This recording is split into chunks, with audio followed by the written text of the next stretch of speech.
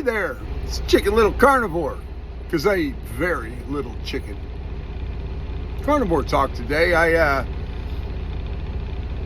only lost 45 pounds. 45 to 50, somewhere in there. I mean, any way you look at it, that's a half a kid, okay? Just off my stomach, but my face is thinner, and I got a little bit of love handle left, still got a belly. It's not bad though. I bought some 32 pants, so I'm looking forward to trying those on. They're the stretchy kind, so I think they're going to fit good. I only wear cargo pants because I'm a truck driver. I can't sit on a wallet. I was watching Kelly Hogan, all right, one of her programs, and she had this lady that was in her 70s on, and she had stalled out, okay, in her weight loss, and she went like 6 or 8 months not losing any weight, but she stayed with the program, okay? She stayed with the carnivore plan, the carnivore lifestyle, and she just kept eating meat. And then she started taking some longer walks, okay? And before you know it, boom, started losing weight again. See, that's the way I think it works with older people. Like, I'm 55, and I think it works that way with older people. I know that people in their 20s or 30s, maybe even early 40s, maybe the weight just falls right off of them. I know Bill Knott lost like 200 pounds in 6 months, but he started out at 700 pounds, okay? And in 6 months, he lost 200 pounds. That's extreme weight loss. That's also a lot of skin to deal with. I kind of like the fact that I've been a carnivore for 9 months today, and my weight loss hasn't been extreme, so I don't have the extra skin to deal with. My skin is actually tightening up as I'm losing the inches, okay? And I think that's a good thing for me. I mean, some people want that extreme weight loss, but then you've got a lot of skin to deal with. And so I don't have that issue. I remember I first started carnivore. I was eating nothing but ribeye and T-bone, sucrane meats from Mexico. But I was getting it for like $7 a pound, man. Sometimes I get it for $5 a pound. I mean, that's awesome. And so I said, yeah, I'd never get tired of ribeye. Oh my God, it's so good. Well, and it is good, but I got tired of it. After about 6 months of ribeye, I got tired of it. I switched to hamburger. Started eating a lot of hamburger, and I still do. I still eat a lot of hamburger.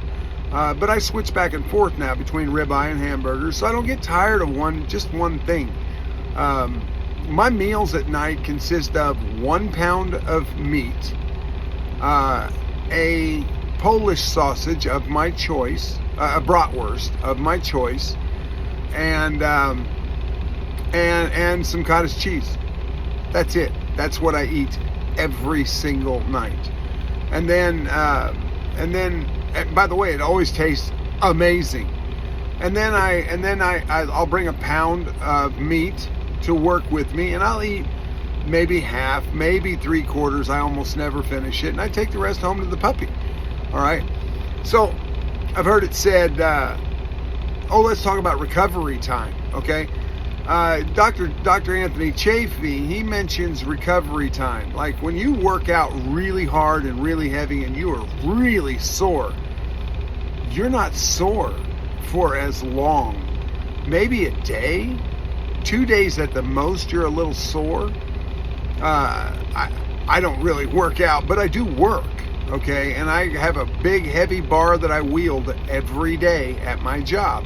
I get a very good workout. I'm building muscle mass in my chest, in my arms, my shoulders, my neck, and so I feel pretty good about that. But the recovery time, like say I hit my elbow or something, I smash my thumb with a hammer working on my deck like I did. By the way, don't put your thumb where the head of the hammer is going to be. That's a friendly piece of advice. Okay. So The recovery time for that, it was a day.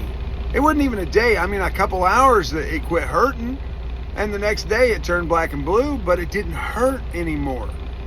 You know, I don't have any people that are 55 years old have all kinds of arthritis. Okay, especially if they're eating vegetables and fruits, because all of those oxalates, guess what? They go straight to your joints. Man, that's a fucked up deal right there. I don't have any arthritis, man. I was hurting everywhere. I had gout in my big toe. You know, I think that just about the best thing that's ever happened to me in my life, other than tomorrow's another anniversary for me, 17 months sober. And that's pretty fantastic. You know, I don't even think about alcohol anymore. It's just not appealing at all. But understand that 17 months ago tomorrow, I woke up that morning and I drank a fifth of whiskey, Jack Daniel's whiskey, with my coffee. And then I had 3 9% alcohol beers after that. Yeah, I was pretty fucked up, okay? But I remember kept telling myself, this isn't sustainable. Financially, it's not sustainable, but health-wise, it's just totally not sustainable. And so I managed to quit, you know? And by the way, I did that without any help from the Jesus character, because I was a Christian for years and years and years and was still a drunk, still addicted to drugs, all kinds of stuff. The funny thing, as soon as I got away from the Jesus character, okay, this is a true story. As soon as I got away from that thought process, I found it to be very easy to stop drinking. I found it to be very easy to quit smoking cigarettes, to not have any cravings for stuff like that anymore in my life. As soon as I got away from Jesus Christ and that thought process, see, I think it keeps you trapped, keeps you totally trapped in a mindset that says all the power is outside of you, outside of your control, outside of yourself. And that's not the truth. The truth is the power resides in us. And that's a fact. Do I believe in a creator, the creator? Yes, I do. But hey, for all I know, man, there could be like 50 of them. There could be 100 of them. There could be millions of creators. I don't know. I know that once I got away from Jesus Christ and that thought process that goes along with that, because you know what it means to pray? It means to beg. Okay? And I pray every morning. Every morning when I step foot on my deck out of my house, I pray for a good day. I beg for a good day. You know, a safe day. And hey, why not? Right? So back to carnivore. Man, I'm telling you, just eat meat. Just eat meat, man. There was this guy yesterday. I went inside the building to go use the restroom at the place where I work, and he was just, oh my God. He looked so fucking miserable because he was so fucking fat. I mean, wow. And I'm like, how can you even carry your body across the earth, for crying out loud? Well, my first inclination was to mention carnivore to him, but I don't know him. So how do you do that? How do you approach somebody that you don't know and say, do you know about carnivore? Have you heard of this life-changing way of eating? Okay? Because it definitely changes your life. You know, the only real sin, and I don't really believe in sin, because that sin just means missing the mark. Okay, it's actually an archery term. It means missing the mark. So the only real things that I have in my life right now is I have a little bit of ice cream, okay, and I vape. Okay, the vape's going to go away sooner rather than later, because it's been over a year now that I've been vaping, and I don't know, it's just kind of losing its appeal, you know. And so I find it easier to put things down that are bad for me ever since I got away from the religion of Christianity. And you know, if you're a Christian, hey, more power to you. More power to you. But I remember going to the same damn group a year later after I quit.